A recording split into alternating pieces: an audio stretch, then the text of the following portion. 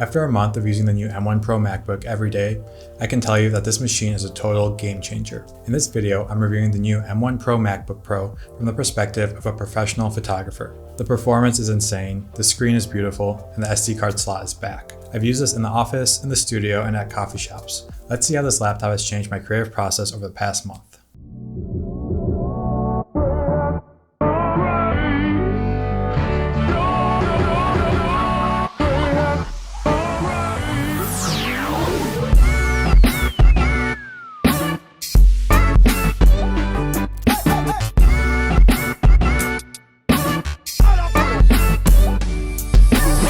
Today we're reviewing the new M1 Pro MacBook Pro after a month of daily use. I went with the 16-inch model with a 10-core CPU, 16-core GPU, 16 gigs of RAM, and 1TB of storage for $26.99. My professional uses for this laptop are photo editing in Lightroom, video editing in Final Cut Pro, and tethered shooting through Sony's Imaging Edge app. I also organize my life and business through Notion, write emails, use Slack to talk to my team, take Zoom calls with clients, and watch a lot of YouTube videos. This review will focus on the pro uses I personally have for this laptop. I know a lot of you will be able to find this really valuable. I've already made a first look video as well as an extensive Lightroom stress test video where I did a bunch of tests comparing the latest MacBook Pro to last year's model. Go check that out if you want to see some detailed testing. This review is covering the design, the performance, and at the end I'll tell you which one you should get.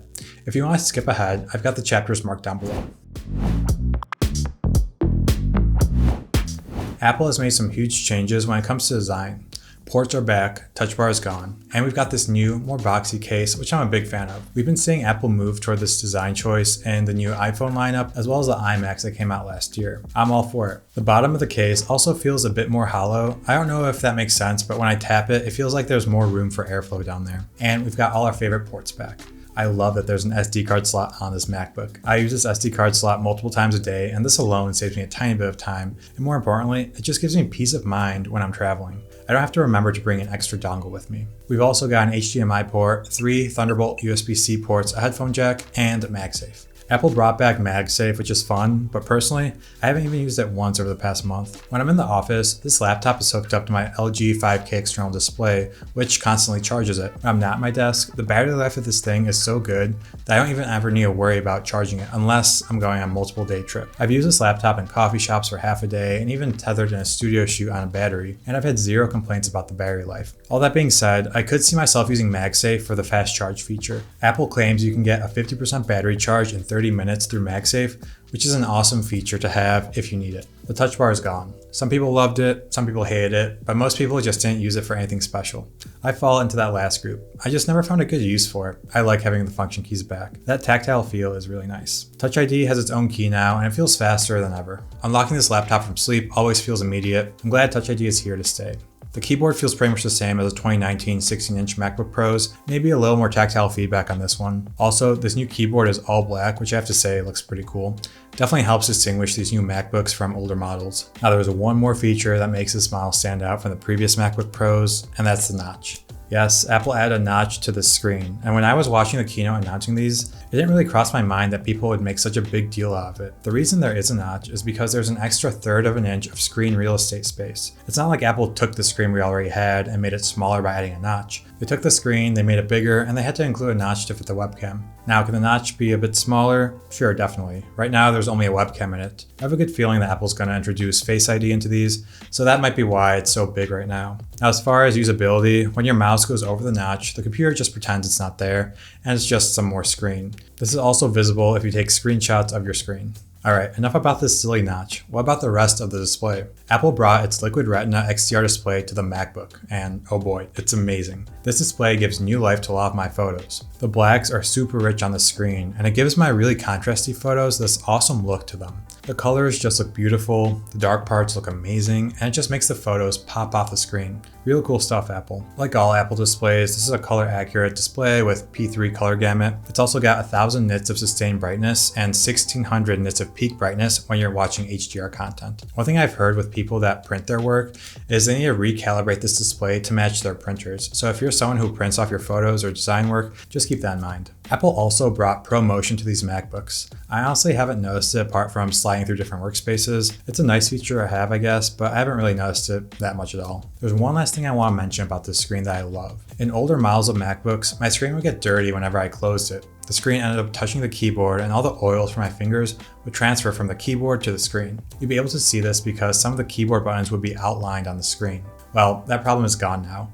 There must be some more space between the screen and the keys because I haven't really run into a dirty screen yet. It's really nice if you're a photographer because when you're editing a photo, you might not know if your photo has an imperfection in it or if it's just some dirt on your screen. Big thumbs up to Apple on this one. The new MacBook Pros have updated their speakers, their microphones, and their webcam. MacBook speakers are already so far ahead of any other laptops out there. These sound a little bit better than the previous generations, but I actually don't know if I'd be able to tell them apart in a blind test. MacBook speakers are just a wonderful experience. The microphones have also been updated. I'm actually recording this part on the laptop mics and they sound pretty good. If you're using these mics for Zoom calls, then your voice will come across nice and clear. Maybe if you get really close up to them, you'd even be able to use them as like a voiceover on a video if you don't have a proper external mic. And finally, the webcam. It's been finally upgraded to 1080p after what feels like 5 years of just being behind all the other competition. I've used it on some Zoom calls and I guess it looks better. It's still not anything phenomenal, so if you want to live stream or anything like that, I recommend you just get a proper webcam or use a real camera. If you're getting any value out of this video so far, please drop a like below. I love making these videos and your support, it really helps me make more of these.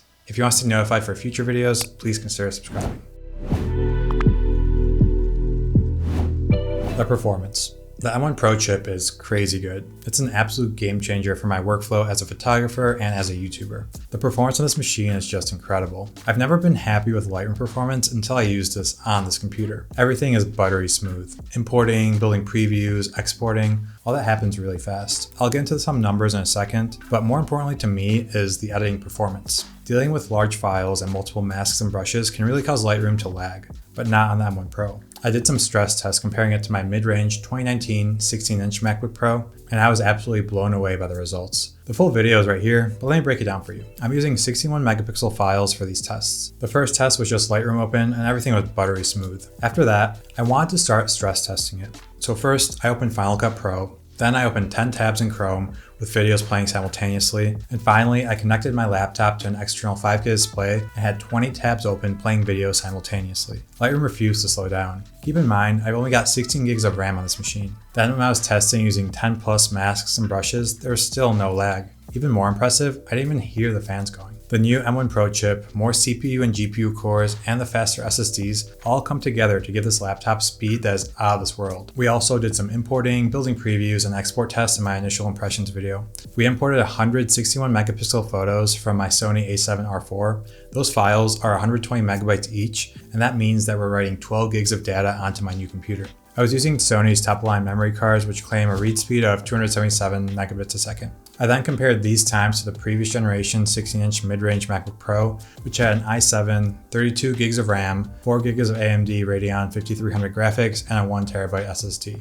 The new M1 Pro MacBook imported all 100 photos in 49 seconds, finished building previews in 1 minute and 56 seconds. The 2019 mid-range MacBook completed all imports in 2:26, and finished building all previews in 2 minutes and 59 seconds. These times are drastically different, and we can really see the new SSD and M1 Pro chip working. Twice as fast on the import and about 50% faster for building previews. Crazy speeds here. With the export times, we had similar speed bumps. Exporting 100 photos took about 4 minutes on the M1 Pro and about 6:30 on the older laptop. Again, we're seeing about 50 to 60% difference in speed here. So this workflow I just demonstrated here is one I actually go through a lot. I do a lot of stop motion videos for clients, so importing and exporting 100 photos is a pretty common thing I do. I've done a number of these stop motions over the past month, and it saved me loads of time. By investing to this new laptop, I'm able to deliver the same high quality content to my clients at the same price, but it takes me less time. Time is money. Let's talk Photoshop. So I personally don't use Photoshop that often anymore. Most of my extensive Photoshop work in my business is done by one of my editors. That being said, my main use case for Photoshop is a little dodge and burn here and there, and then some spot healing. For this use case, the new M1 Pro chip was just flawless. In my line of work, I do a lot of tethered shooting. For product photography, it's great because I can quickly review the photos and rate them immediately, so it saves me time during the culling process. I also use this laptop on an off-site studio shoot like I mentioned earlier. I was tethered the entire time, and the performance was flawless as well. It was great to be able to shoot and quickly show the client how the photos were turning out. I had set that Lightroom import the photos and then applied a preset so that the client would be able to see what the final result would look like. In both cases, the new hard drives really helped with the import speeds here. This has definitely sped up my workflow. Let's talk Final Cut Pro. Final Cut is made by Apple, so it's really optimized to take full advantage of these new chips. Scrubbing through 4K footage is buttery smooth as expected, and export times are just ridiculously fast. I tested a 10-minute long 4K YouTube video on the new M1 Pro, as well as on my older 16-inch MacBook to see how they performed.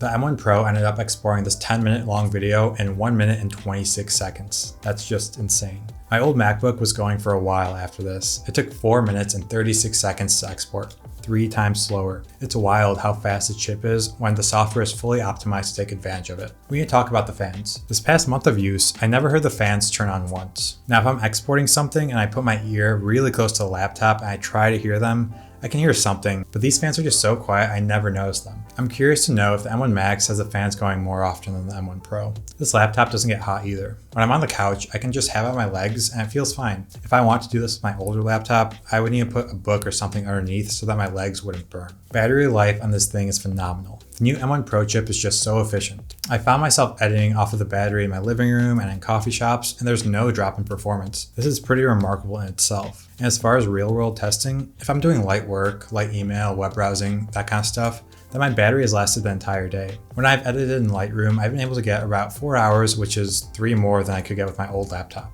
I mentioned earlier I took this laptop on a studio shoot where I tethered it with my camera. My photos were importing into Lightroom as I was taking them. At the end of the 2-hour shoot, my battery was at 50%. I also realized that my laptop was charging my camera throughout the entire process. The battery life of this new laptop just gives you so much peace of mind. So which configuration should you get? Clearly, the performance of these new laptops is a major leap ahead of the Intel models. If you're a creative professional, you need to ditch Intel immediately. This is both a financially smart decision and it's going to help you in your career. Intel MacBooks are just going to lose their value really rapidly, so the sooner you can sell yours, the better. Now, whether you need an M1 Pro, M1 Max, or just even an M1 chip is another question. If you're making any money from your creative endeavors, I'd say just go for the M1 Pro or Max. If you're not making money, then the M1 chip could be something to look at. But if you've got money to spend, then get the M1 Pro. For 95% of professionals out there, the M1 Pro is going to be the best bet. I keep hearing people be unsure whether the M1 Pro will be enough power for them. In my latest videos on these laptops, I had a lot of people saying they're coming from a 2015, 2016, 2017 MacBook, and they don't know which one's right for them. If you're going from a 5-year-old laptop to the M1 Pro, your mind will be blown at the speed of this thing. The M1 Pro is twice as fast as my laptop from last year, so just imagine how much faster it's going to be over your old MacBook. Give yourself the peace of mind and just grab the M1 Pro. Now, if you're shooting 8K video, then yeah, probably go with the M1 Max, but unless you actually have a use case for it, stick with the M1 Pro. As far as configurations go, should you get the 16GB of RAM version or 32? What about the SSD, 14-inch or 16-inch? Well, you definitely want to get the screen size you're more comfortable with. I personally like the 16-inch one, but if you want more portability, 14 is a great option. I also went with 16 gigs of RAM on this thing. I wanted this laptop as soon as it came out, so that was my only option there. I don't regret that choice at all. 16 gigs has been plenty for all the uses I talked about earlier. If money's an issue for you, then I would say stick with 16 gigs and put the rest of the money towards a bigger SSD. The biggest complaint I hear about the 16GB model is people saying it's going to use up a lot of swap memory and destroy their SSD. All the tests people are claiming are from the early days of SSDs, and SSDs have gotten way better over the years. I really don't think this will be an issue. The speed of the SSDs also makes the swap memory here really fast. You saw all the tests I did. If 16 gigs wasn't an issue there, I don't think it's going to be an issue down the road for me. I could be completely wrong about this and I'll eat my words, but right now I'm confident I made the right choice. So if you're a working professional, which one is right for you?